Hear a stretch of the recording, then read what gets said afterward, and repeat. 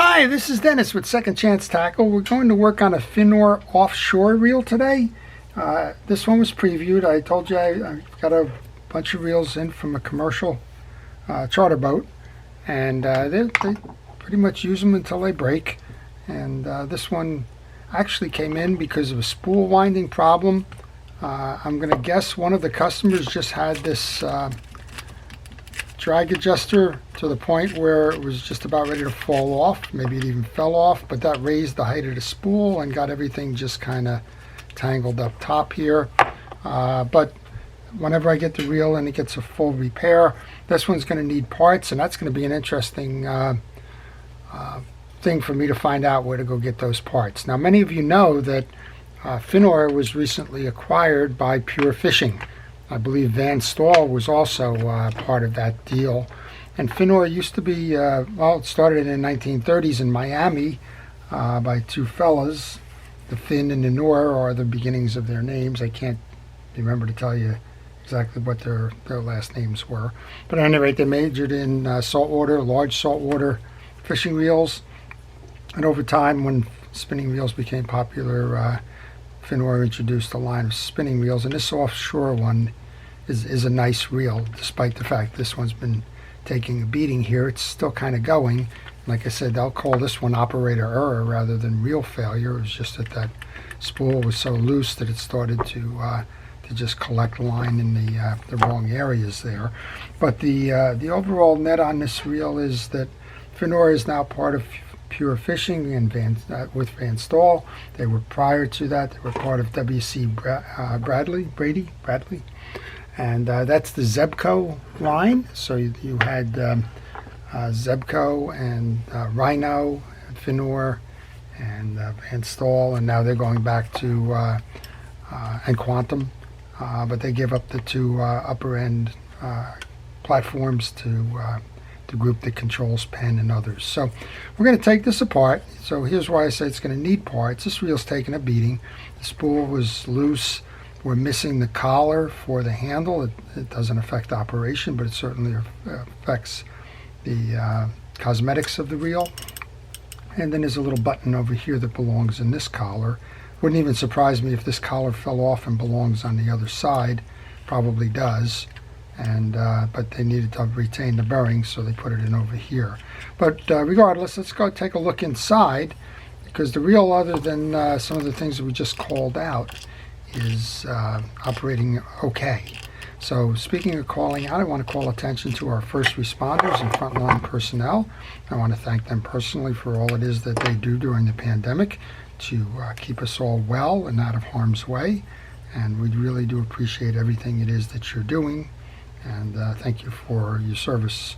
That shout out goes a long way. It's first responders, it's emergency personnel, it's law enforcement, EMTs, teachers, truckers, anybody who's involved in the supply chains to make sure that we have what we need as we hunker down here with this pandemic. And I'm sure I'm missing a lot of people: nursing home staff, healthcare providers, everybody. Please, if I've missed you, it's not out of intent, but I do want to thank you all for what it is that you do. I want to thank you for viewing the channel. I know that your time is very precious, and if you're viewing the channel, I really do appreciate it. We're going to have to strip the line off of this spool. We're not going to do that during this video, other than to say this did have that problem with the looseness bouncing up and down, and that's probably what caused this thing to wind erratically. And you can particularly see that when you start to see a cross wind, and there's a line that's going like this, and it should be much more even as it trails up and down, but they got a line going at a diagonal there, which means the spool was loose. We're going to set that aside for a moment. We'll come back and we'll look at the drags there. I did pull a schematic. If you don't know what you're in for, it's always a good idea to pull a real schematic.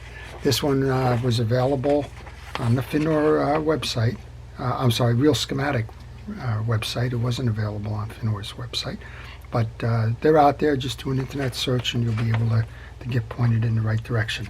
I still got to find the parts source for this. I will do that, but right now I don't have that. All right, we're going to take the exterior pieces off. We just did the one. We'll take the handle off on this side. This reel is a very solid reel. Nobody's going to argue with the durability of this particular piece, and just the fact that it's taken the beating that it has is probably a testament to how well it is built. There's other reels that they've been using on the boat. You saw me do the Penn Fierce, and those are holding up okay. They're using a Tsunami reel, which Tsunami, I believe it's a Tsunami Classic or something, that's not doing well. Those parts are a bit fragile for day-to-day use, and these are holding up well, except that customers get in the way of them doing very well because the operator error on these seems to be pretty high. So right now I am taking off the side plate so that I can remove the axle shaft and get underneath. What we're going to do here is we're going to do a general servicing on this reel. So if you have one of these, you're going to see how to service it. If you don't have one of these and you're thinking of buying it, you're going to see what this thing is made of and the mechanics behind it. And if you're just interested in why reels fail or what happens or how to diagnose a problem, well, this one doesn't have problems, but it does have a lot of missing pieces and parts that do need to be put back together to make this thing its best. So there's 4 screws that hold this on. You'll notice I tried 2 different screwdrivers. These have a kind of a Phillips head setup to them, but there's one channel in that Phillips head that goes straight through. I believe that's some kind of a machine tool that they use, and that enables you to use either one of these screwdrivers. Alright, that side plate should come off then, which it does. You'll see a nice cut gear inside here, a nice bearing. Take those off. And speaking of taking, what you should be doing is taking pictures along the way, so that if you get confused and if you don't have a schematic and you don't know what you're looking for, then it's a good place to go reference back. And of course, I'm taking pictures with the video here, but I would recommend that you take the pictures as well. I think these may be stainless and they may be CNC cut. There may be a different kind of alloy in these. I'm just examining the teeth right now, and other than it being a dry reel, the teeth are uniform. They're not scarred. You look at it both ways. You look at it this way to see if there's a warp, if there's any wear on the side plates, and that there isn't. That's a nice position to be in. Okay, we got the crosswind block. We're going to take that off. That has a Phillips head screw here. I'm thinking it's a Phillips head screw smaller size on the other one, so note which one goes where. But this cross plate is kind of like what you see on the Penn Spinfisher, among others. It's got a hard plate between them. This is a good time to tell you, note the orientation of the pieces. So this plate is different. It's not flat. It would be real easy to try and put it in this way. It's not. So the curve goes upwards. This is where pictures help. There's 2 different size screws. We already talked that the smaller screw goes on this side. And then you'll also notice that they travel up these 2 arms here. The smaller piece of the crosswind block belongs there. And as hard as it may be to say, nobody will ever make that mistake. I've seen people install these upside down, which always makes it interesting when they tell me that their reel can't work. So here's an example that actually could go upside down. It'd be very difficult, but it could be done. All right, so take that out, and I don't believe there's a screw there. I think this just pulls off. Maybe there is a screw there. Let's see. Nope, that should just pull off. All right, and then this looks like it's a machine cut gear as well. So I'm going to give high marks to the quality of the gearing in this. And again, it's pretty much stood well. It's just been that the thing has taken a lot of abuse on the back end. So with the basic service, you want to get in, you want to clean everything. I don't think we need to remove this. This is the first time I'm inside this particular reel. Don't think you need to remove this, but we're going to remove the top part of this so that we can pull the pinion gear out from that side. This has a hold down, so let's take that out. That's a Phillips head screw there as well. Now there's no hold down clip like there is on a Penn Fierce, for example. Those are the wrong sides. I think this is a 14. Let's try that. It's bigger. Let's try the 15.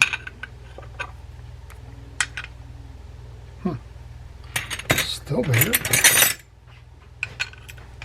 Alright, well, I wound up using a 5/8. Whether that's the appropriate one or not doesn't matter. It did the job. Okay, that came off in a regular counterclockwise rotation. We should be able to remove that. Take a look now at how the setup is. There's teeth underneath here. This is an anti-reverse dog. When you're reeling in one direction, it's fine. When you go to backpedal, it pushes it out to grab the ridge in that rotor underneath there.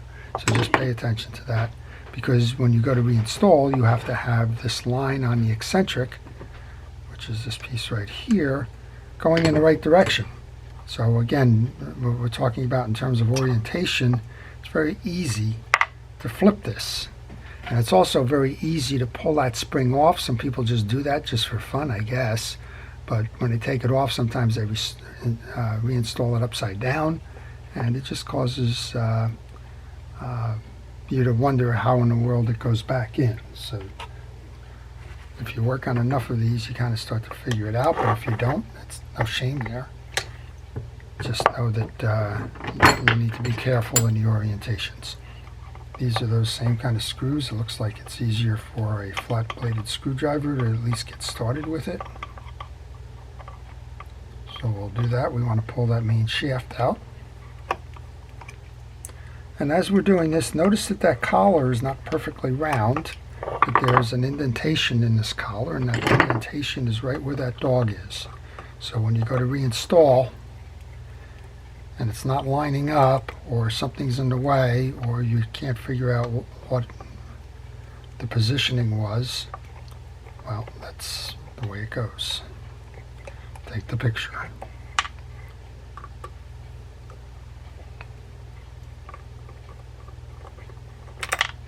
Okay, so just like there, it just knocked it off, and if you weren't paying attention, you wouldn't notice that this unusual side here that's been trimmed back belongs against that anti-reverse dog. Okay, I use a parts tray. I don't know if I introduced that in the beginning of this. I use a parts tray for all my small pieces and parts. It's a milk jug. I also use a protective glove to keep the grease and grime off my hands, and that's what you're seeing as we're working through this. We should just be able to pull up on this, and I was wrong. It does not have an instant anti-reverse. It depends solely on the eccentric anti-reverse that we were working on there. Okay, the bearing comes off. We want to clean this pinion gear, and again, this looks like a stainless gear as well. So again, high marks to the quality of the pieces that are in here. I'm using a brass wire brush just to get the channels clear on this. I don't see any scarring. You want to do the same thing you did with that main gear. You want to check to see if there's any scarring. And if you like, you can take that paper towel or something, and you can just kind of run it through the groove by just pressing in with your fingernail or something else just to clean it out. You can also use a solvent like a penetrating oil if that grease is particularly stuck. But in this case, it's not stuck, it's just not there. So let's soak the bearing. It's got a nice big old bearing in it. I'm going to use Realex, which is an aftermarket fishing reel oil, to do that. It's a synthetic. We could also use Penn's version, which is Penn Precision Reel Oil. You can use any fishing reel oil. I'm not partial to one over the other. I like the Realex because of the applicator on it, but I would say you're okay with any fishing reel oil so long as it's designed for fishing reels. Don't compromise your efforts here. You're going to take the time to clean the reel. You're going to take the time to service it. You might as well just put the right stuff in right from the beginning. All right, well, we've cleaned out the channels of this. Now we want to just kind of put it back together. We're going to start by taking real grease. In this case, it is the Penn Precision real grease. And I'm just going to coat that pinion gear. And again, I'm going to be very liberal with this because this is commercial use. And we saw that it was dried out before, so let's make sure that this one gets a lot in there because we know there'll be a lot of demand on it. I'm also going to put a light coating where that bearing is going to ride, and I'm going to put a light coating where that's going to sit in the carrier below. Put the bearing back on, install that back into the carrier, make sure that that little stud goes into the secondary carrier there. Go to your parts tray, grab that collar, which is got the offset on it. Take the 3 screws that came out and put them back in. Sounds easy enough. Those of you that watch these videos know me, and easy enough on small pieces isn't necessarily guaranteed. I do struggle with small parts. All right, so Finor, I've been a fan of Finor, and I like the reels. I think they've got great engineering and nice pieces and parts.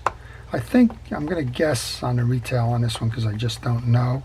I'm going to guess it's between $100 and $150 retail. This is a 55 size, which is ideal for what this boat is doing because a 55 is not too big. It's sort of like Mama Bear, right? It's not too big, not too small, right? You can use it from shore, you can use it from a boat, you can use it from a pier, you can use it deep lakes, river fishing, you can also use it inshore ocean, and that's what this one's being used for here. So it's a very versatile reel, and I would say if you're getting started and you're looking for your first reel, get something that's versatile, and then you can span out on the others. All right, we said that the eccentric spring there is facing outward this way, and it goes in that clip, so you just kind of line that up, slip it in the clip, and your anti-reverse dog function is done. From a servicing of the rotor, you just want to make sure it's clean, which it is. This one, interestingly enough, has the old bang rotor. You just come along and you bang it to shut it, or you operate it manually. There is no trip lever in this one, so there's nothing to be serviced there. Just take your oil and give it a good little dose on both sides. You do not need to remove the bail unless the bail is not working. A lot of folks just want to take the bail apart for practice, I guess. I don't know. And then you try and figure out how the springs go back in and the like. That's okay to do, but you don't have to do that as part of a general service unless you've dropped the reel in the sand or you've done something else that requires that you go in and clean out that bail. All right, I'm hand threading on that nut. Again, I got it as a 5/8. I doubt that's the machine tool, but it happens to fit. It's one of the advantages of me just keeping a lot there. I'm sure there's a socket out there, whether it's 16 millimeter or whatever it is. I'm sure they don't use hand tools when they assemble these in the plant. Okay, and then you just want to get the tie-down screw back in.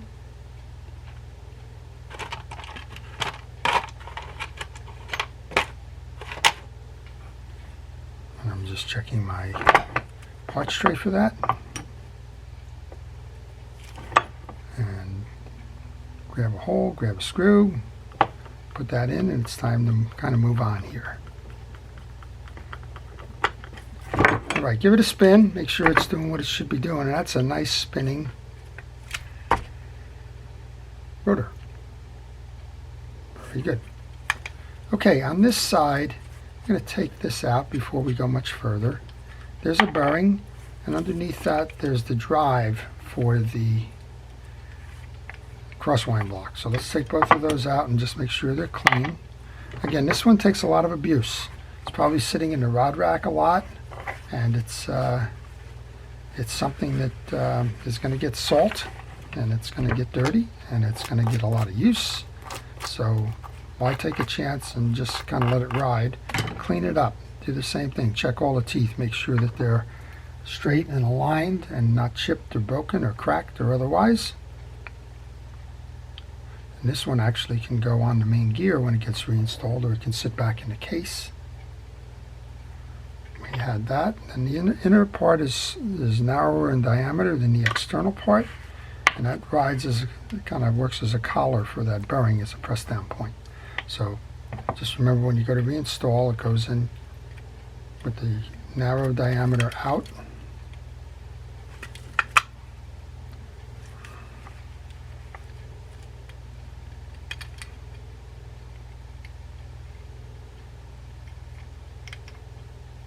Just trying to get it set there. There's a little catch on the back, and then we'll flood this bearing with oil after we wiped off the excessive grease and dirt. Go ahead and put that back in the case, and then we can put the carrier back on. And again, I'm pretty sure that this belongs on the other side for the handle. When I check the schematic, we'll know that, but right now it's being used to hold the bearing in. That's okay. All right, so that's how that's going to sit. We'll grab that crosswind gear. Some call it an oscillating gear. Not sure what Finor calls it. Again, nice high quality. Do the same thing. Check all the teeth. Make sure they're clean. It's kind of like rinse and repeat, right?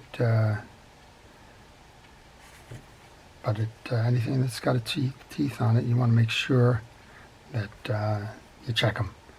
That's one of the causes of failure on these and most reels. A lot of them, particularly if you're dealing with a level wind reel, you're going to have failure points with those teeth. It just happens. All right, that's set in right now. Now we can grab our main gear, and that's a beautiful main gear. There's no question about it. You'll see that there's two flat sides here. That's what's going to intersect with the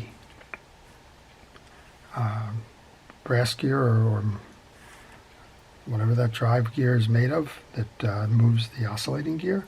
So this one doesn't have the gear as a permanent piece of the main gear. It has it as a an inflection point, and interestingly enough, that's the way a lot of the older reels were made. All right, so we're going to line that up and get this installed there, just like that. Pretty easy. We can grab our shaft then, clean it off. If you felt any roughness, you can come in with some steel wool. Get a light coating of grease on there. Don't put too much in. It'll just get scraped off as you go through your pinion gear. And then let's grab the crosswind gear, or crosswind block. Same thing here. Get grease into the channel. That's important. And you can get a little bit on each wing, and now you see why I wear that glove, so that I keep most of that grease off of me as I'm doing this.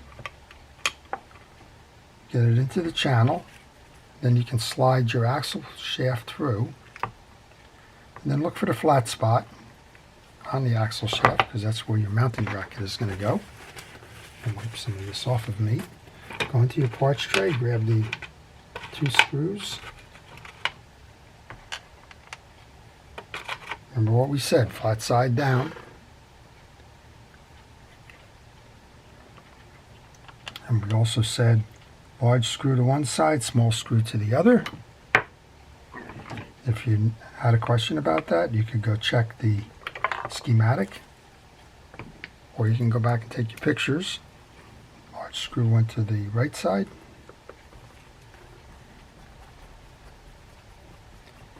So next charge now, I got to go figure out where I can get parts for the Finor reel. I know one source is Mike's Reel Repair up in Canada. There's got to be part sources here, and it probably changed with the change of ownership of the company. But I'm gonna go. I'm gonna have to go because I need parts for this, and find out. So I will get back to you if you're watching this and you need parts. We'll find out where those parts can be ordered from. All right, that's the tie down side, and we've got a bearing, and we have a bearing shield. That shield always goes between the bearing and the main gear. I've seen folks put the shield on the outside of the bearing, and then they've got a noisy reel and can't understand why it's making the noise that it is. All right, so oil, high oil bearings. Place that onto the shaft. Take the cover. Make sure it snaps in. That's always a nice sound.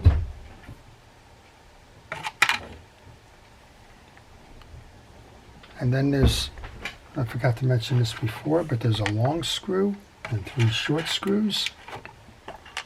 The 3 short screws go, oh, that's left over from another project. 3 short screws go on the bottom 2. And this is where you would go back to your pictures if you said, oh boy, I forgot. The 3 go there. Just going to get these started.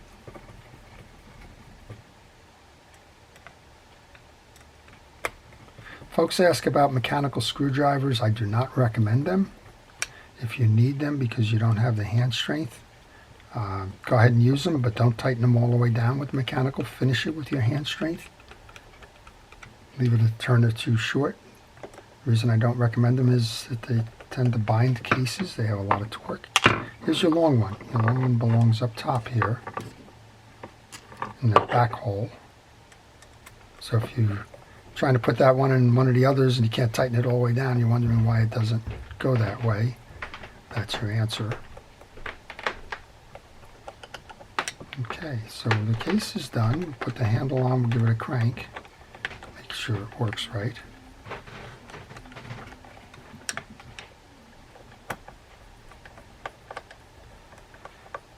And again, you won't see me take the line off that spool, but I will. Now, sometimes that type of bubbling on the spool is caused by the shim washers, lack of shim washers or too many shim washers, but this one's not set up for the shim washer, so that's not the case here. But we will take that off. But let's service this for now. We can go ahead and put the handle back on for the moment. Again, we want to give it a test drive to make sure that it's working properly. Smooth. Tell you what, these things can take a beating. They're beasts. All right, there's a drag stack in here. It's got a lot of lubrication in it. We're not sure what's in there, so we're going to take it out. I use a pick. You'll see that there's 2 points here where you can actually fit one in behind the ring. This is a solid ring. Sometimes you see them in pentagon shapes and the like. This one's solid. And then I just use that pick to fish these out as well. So we've got what appears to be HT100 drag washers in here. That's either that or it's a Carbon Tex. These are loaded with grease. I don't need to grease them. They seem fine. You want to check to see if they're torn. That's the biggest issue that you would have with these. This is the way they came from the manufacturer. I'm just going to leave them greased up like that. These have the traditional keyed washer. Middle one is the eared washer. I am interested in finding the parts source because a lot of times you're going to have to replace these washers, and sometimes the only place that they are available is through the manufacturer. Okay, that's the drag stack. Pretty easy enough. But if you took it apart and you have them laying on your bench, it's a fabric washer, keyed washer, which is this one, fabric washer, eared washer in the middle, goes into 2 slots, fabric washer, round washer. And then we just fit this one back in the groove. You want to hold on. This one's going to take some strength. You want to get to one side into the groove.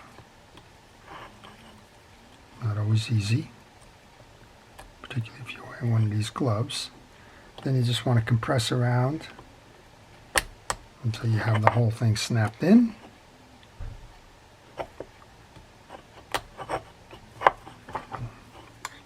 There you go, and that's the service of the drag. We'll put this back on just to show you that it's working, and then we'll, as I mentioned, we're going to have to take that line off and make sure this is tied down, because I'm sure that's what caused this thing to bubble, was that it was too loose. And then we'll get it all squared up and wait for some parts. I need the one piece of part that I'm aware of. I believe this one belongs here, and then there's a star nut that belongs on this side, so that's what we'll go for.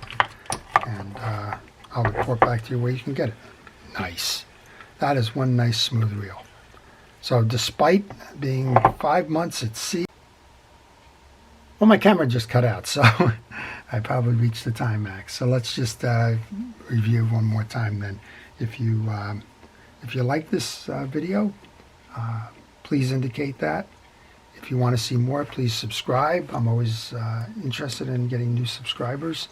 It helps my channel build a presence on YouTube. If you want to see more of these, that's the best way to do it. You won't miss any that I post, and I post frequently. If you have a question on this reel or any reel in particular, then leave it in the comment section. I do try to reply to all. And finally, if you have a reel that needs service, then please contact me by email on the business card that follows, and I will provide you with the service information. So this is Dennis with Second Chance Tackle. Stay safe. Stay practicing the social distancing, wearing your masks, and doing things we can do if we're not first responders to help us all get through this together. Thank you for watching. Have a great day.